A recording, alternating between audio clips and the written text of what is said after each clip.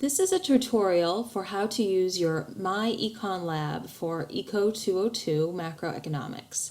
I'm going to just quickly walk you through the main pieces of the course here and where you can find everything that you need for this course. First, you will find here, once you sign in, you'll be within the course, and you'll see on the left-hand navigation bar different links to where you need to go. So we'll start from the top. Are the assignments. So if you click on assignments, you'll see two tabs open up, do homework and take tests and quizzes. And it should also show you everything that you have for this course. So in ECO-202, you'll see that we have orientation questions, which will not be graded, but are recommended that you do. A week 1 homework, a quiz in week 2, another homework assignment in week 3, week 4 is our midterm exam, nothing for week 5, week 6, module 6, there's another quiz, nothing for week 7 in My Econ Lab, and then in week 8 and week 9, our final exam.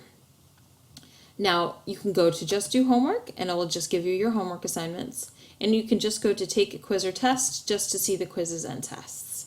Under take a quiz and test, you will see that you have your assignments here, and then below that are sample tests and quizzes. These are recommended each week for the chapters that we're working on, and as you can see here, there are 2 samples for each chapter, so an A and a B. You can open those up and work on them for as long as you want, for as many times as you want. As you can see over here, the attempts, you have infinite attempts. So you can pop in, just do a couple questions if you're just looking to practice a certain formula or a certain concept. You don't have to do the whole thing because you can take it as many times as you want later. And if you scroll down, you'll see 2 available for every single chapter that we cover.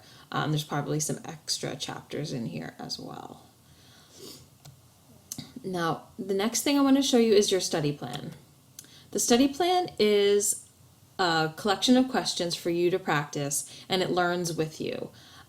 So you can start straight away at the beginning, or you can go to specific chapters. As you answer questions correctly, it will check off that you've mastered them, and then it will start quizzing you on other things. If you are answering questions incorrectly, it will give you more practice questions on those concepts.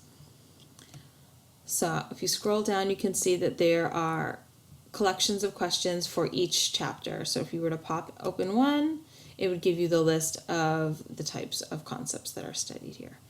And then you can minimize that too. So you can work on those at your leisure. These are a great tool for studying for your midterm exam and for your final exam. The midterm exam covers the first half of our course, and the final exam covers just the second half of the course. Now, once you complete any homework assignments, quizzes, or tests, you can review your results in this Results tab. Now, right now, these are all incomplete. These are just things that I've opened. But when you see your own, you'll have it here, and you'll be able to view it just by clicking on it on your score. You'll be able to click there, and that way you can see which questions you got wrong, which questions you got right. And for the questions you got incorrect, you can see the correct answer. So that's another great study tool for you to go back and look over your homeworks and your quizzes before you take a final exam. And you can do the same thing with any sample tests and quizzes. All right, next is the e-text. So although it's in the middle, maybe it should be at the top, but this is where you access your textbook. So it's the Pearson e-text. Everyone has access to this. Some of you may have chosen to purchase the actual book, although I expect that most of you did not, which is absolutely fine. They are identical. So if you click here on Pearson eText, it will bring you to this screen, and then you just have to click one more time on Complete Pearson eText. And this is so you can see it on your tablet for those of you who have an interest in that. But if you just want to look at it on your computer online, you can just click here, and it will bring you to your textbook. Now, for a lot of people who this is their first time using an e-textbook with Pearson, they find it a little bit hard to navigate. It's kind of difficult to scroll. You have to come over here to the side and go up and down. But there are some options to make it a little bit easier to read it in more of like the way you read a Kindle book. If you go here to this switch to whiteboard view, if you click here, This will allow you to look at it to the full screen. And then if you go over to tools, to settings, this little wrench here, settings, you can click on page spread. Oh, wait, that's not. Excuse me. Let me find that for you guys.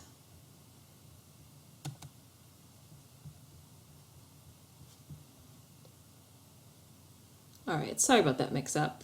So to get the page spread, you just have to toggle to the second or third or fourth page. So you can't spread the page on the cover page. So if you use these arrows, you can turn pages. So go from one page to the next. Right now I have it on dual screen, so you can see, just if you were to open up a textbook and see two pages open in front of you, this is the view you have now. And you do that just by going again to that wrench and clicking page spread. So you can pick single page view, if that's what you prefer, or you can pick the two-page view, which is the way you would see it if you had a physical textbook.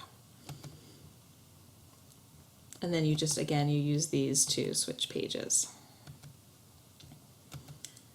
And you can close this out when you're done. Your Econ Lab is still open. It comes up in a separate tab for you, which you probably can't see on the screen on this recording, but you'll see it in your Google Chrome or in your Internet Explorer. It will open up in a brand new tab.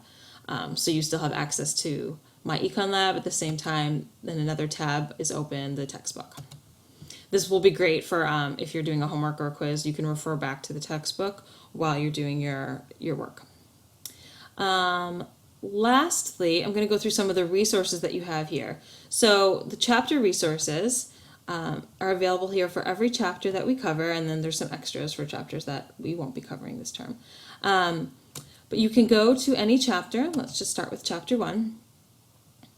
And you'll see the variety of resources that they have here. So you can, straight from here, you can go to the study plan. You can go to chapter tests and homeworks from here. But you can also go to some of these extra resources. Student lecture notes I find are really helpful.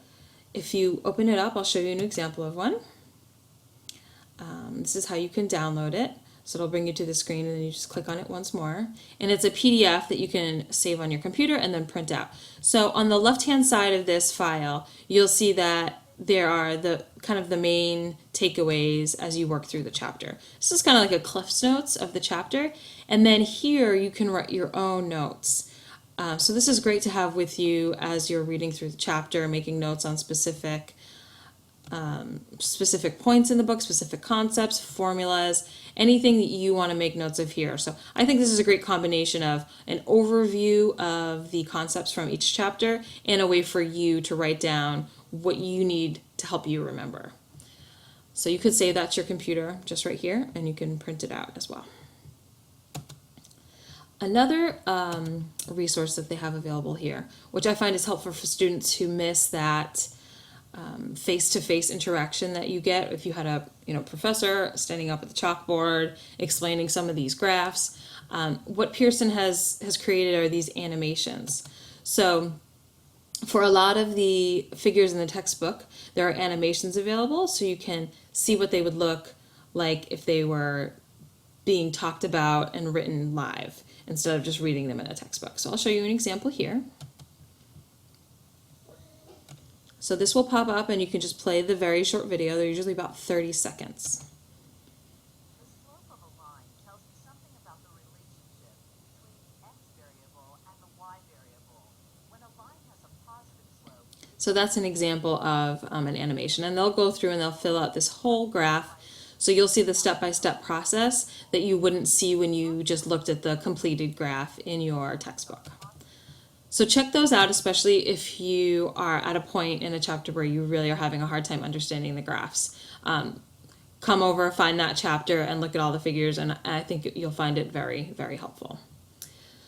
So lastly, there is the study guide. The study guide has some quick practice questions in it, and an overview of some of the definitions. I don't think it's as detailed as the student lecture notes, but there are some good things in here.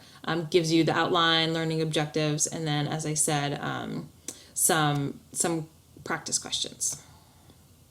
And with the answers, of course, at the bottom.